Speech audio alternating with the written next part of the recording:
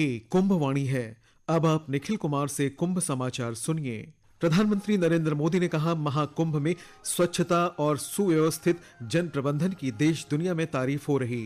प्रधानमंत्री ने नेत्र कुंभ की चिकित्सा सेवा की भी प्रशंसा की। महाशिवरात्रि स्नान पर्व के लिए श्रद्धालुओं का जुटना शुरू। बड़ी संख्या में विदेशी श्रद्धालु भी महाकुंभ पहुंचे। जल संरक्षण तथा गंगा की निर्मलता को लेकर मेला क्षेत्र में विशेष अभियान चलाया गया और श्रद्धालुओं से अवैध वसूली के मामले में 37 मोटरसाइकिलों को सीज किया गया।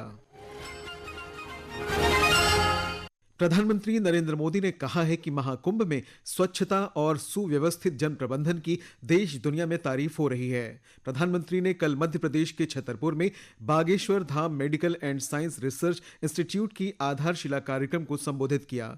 उन्होंने कहा कि महाकुंभ भव्यता, दिव्यता और सनातन के पुरातन वैभव के साथ आधुनिकता के समावेश के लिए चर्चाओं में है। एक रिपोर्ट।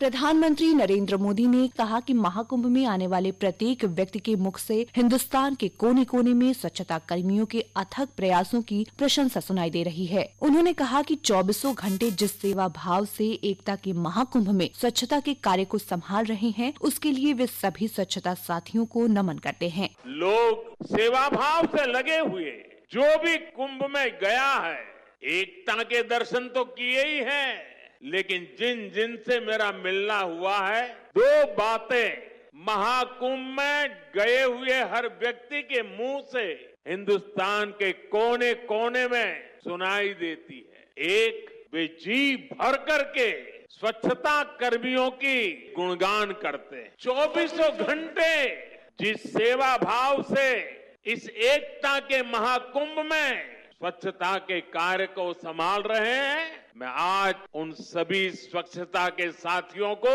आदर पूर्वक नमन करता हूं। प्रधानमंत्री ने पुलिस प्रशासन के कुशल प्रबंधन और पुलिस कर्मियों की मेहनत, धैर्य तथा विनम्र स्वभाव की तारीफ करते हुए कहा कि उन्होंने अपने स्वभाव से देशवासियों का दिल जीत लिया है। एकता के इस महाकुंभ से आए हुए हर यात्री कह रहा है कि इस बार पुलिस कर्मियों ने जो काम किया है, एक साधक की तरह पूरी नम्रता के साथ देश के कोटि कोटि जनों को संभालना, इस एकता के महाकुंभ में जिन पुलिस कर्मियों ने देश के लोगों का दिल जीत लिया है, वे भी बधाई के पात्र है। उन्होंने ये भी कहा कि देश भर के चिकित्सक निस्वार्थ भाव से लोगों की सेवा कर रहे हैं। हमारे साधु संतों के मार्गदर्शन में हजारों डॉक्टर्स, हजारों स्वयंसेवक स्वतः स्फूर्त भाव से, समर्पित भाव से, सेवा भाव से इसमें लगे हुए हैं। प्रधानमंत्री नरेंद्र मोदी की प्रेरणा से ही मुख्यमंत्री योगी आदित्यनाथ के विजन को मिशन मानकर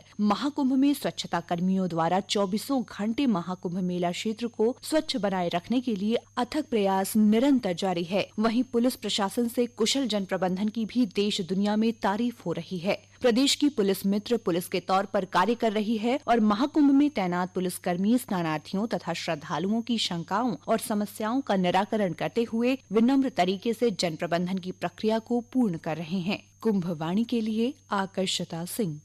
महाशिवरात्रि पर त्रिवेणी में आस्था की डुबकी लगाने के लिए श्रद्धालुओं का जुटना शुरू हो गया है। बड़ी संख्या में विदेशी श्रद्धालु भी महाकुंभ पहुंचे हुए हैं। भारत के कोने कोने से लोग इस महा आयोजन के साक्षी बनने के लिए संगम आ रहे हैं। वहीं ब्राजील से 2 दर्जन से अधिक युवाओं का एक समूह आया हुआ है। समूह के कोऑर्डिनेटर हेनरिक मोर का कहना है कि ये सभी युवा भगवान शिव की भक्ति धारा से जुड़े हुए हैं।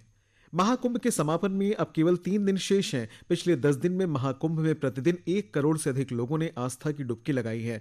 सरकार और प्रशासन 26 फरवरी को महाशिवरात्रि का स्नान पर्व सुगमता पूर्वक संपन्न कराने के लिए दिन रात जुटे हैं।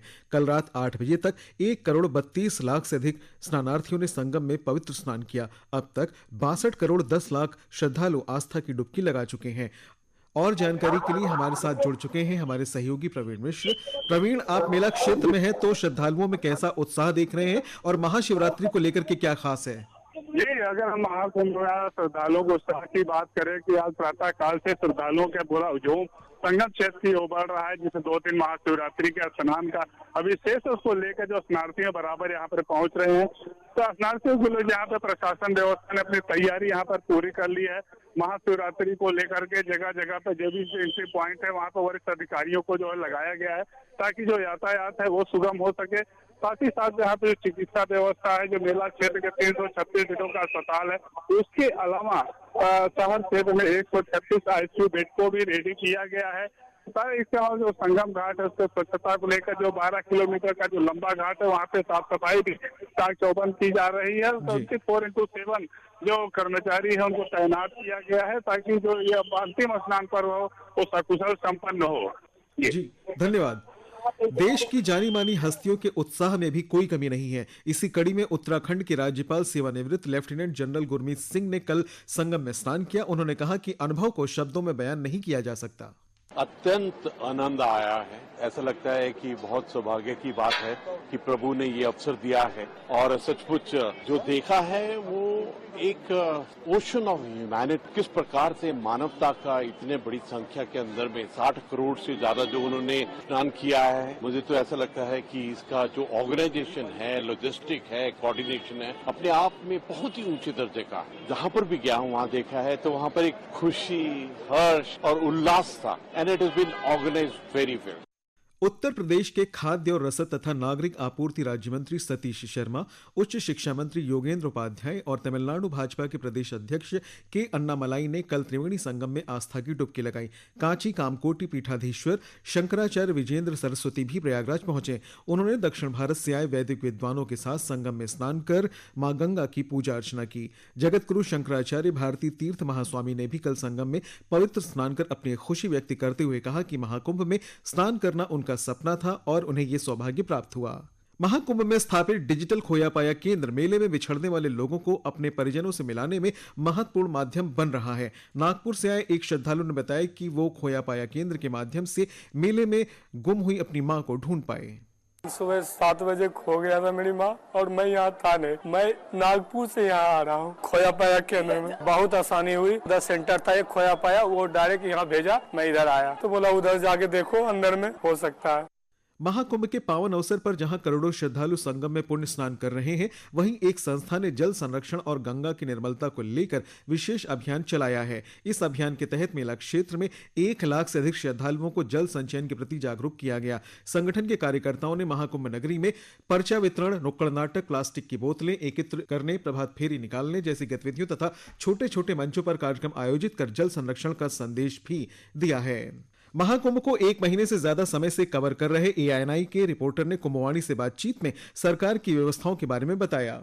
मेरा नाम प्रतीक है और मैं ANI से हूँ। आप अपने घर में एक प्रोग्राम करते हैं ना छोटा सा, तो उसमें अगर आप 1000 से 2000 इंसानों को बुलाते हैं तो उसमें भी आपको बहुत सारी चीजों को फेस करना पड़ता है। कहीं पे कोई लैग कर जाता है, कोई प्रॉब्लम होती है। तो यहाँ तो आप लगभग 50 करोड़ देशवासी हैं, आप उनको सर्व कर रहे हैं। तो उनको सर्व करने के लिए आपको थोड़ी बहुत परेशानियां होंगी। इतनी जनता को संभालना आसान नहीं है। पर्सनल अनुभव बहुत अच्छा रहा, बहुत सपोर्ट मिला, लोगों ने भी बहुत सपोर्ट करा।